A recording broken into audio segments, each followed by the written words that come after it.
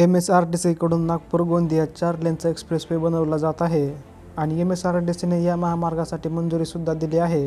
नागपूरच्या रिंग रोडवरील गावाचे गावातून हा एक्सप्रेसवे सुरू होणार आहे आणि गोंदियाच्या उत्तरेला असलेल्या सावरी गावात हा एक्सप्रेसवे संपेल। या एक्सप्रेसवेला पूर्व महाराष्ट्र एक्सप्रेसवे म्हणून देखील ओळखले जाते, कारण हा महाराष्ट्राच्या पूर्व भागात आहे म्हणून।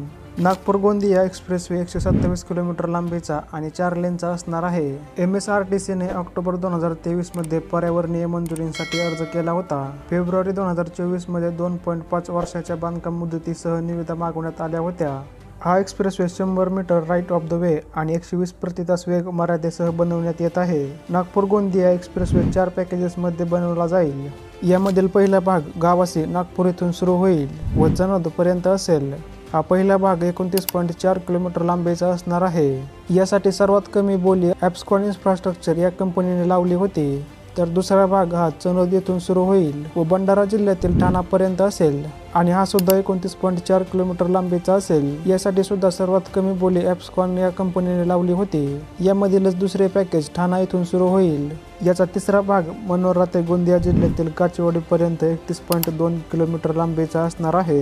यासाठी सर्वात कमी बोली NCC या कंपनीने लावली होती, तर नागपूर गोंदिया एक्सप्रेसवेचा चौथा भाग सोनेगाव ते लोहारापर्यंत 37 किलोमीटर लांबीचा असणार आहे आणि यासाठी सुद्धा सर्वात कमी बोली NCC या कंपनीने लावली होती। हा महामार्ग समृद्धी एक्सप्रेसवेला सुद्धा जोडण्यात येणार आहे।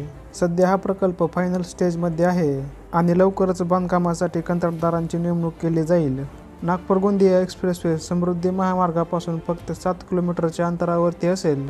यामुळे महाराष्ट्राच्या एका टोकापासून दुसऱ्या टोकापर्यंत प्रवास खूप सोपा होणार आहे।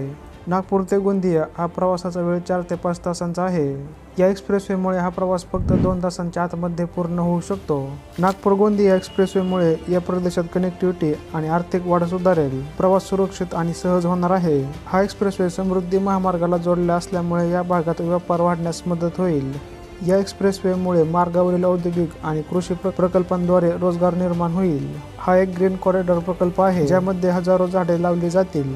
नागपूर गोंदिया एक्सप्रेसवेसाठी 7,000 कोटींचा खर्च येणार आहे आणि हा एक्सप्रेसवे 2027 पर्यंत पूर्ण होऊ शकतो। प्रकल्पासाठी जमीन संपादन करणे हे एक महत्त्वाचे आव्हान आहे, कारण यात अनेक वेगवेगळ्या लोकांकडून आणि समुदायांकडून जमीन संपादित करावी लागते।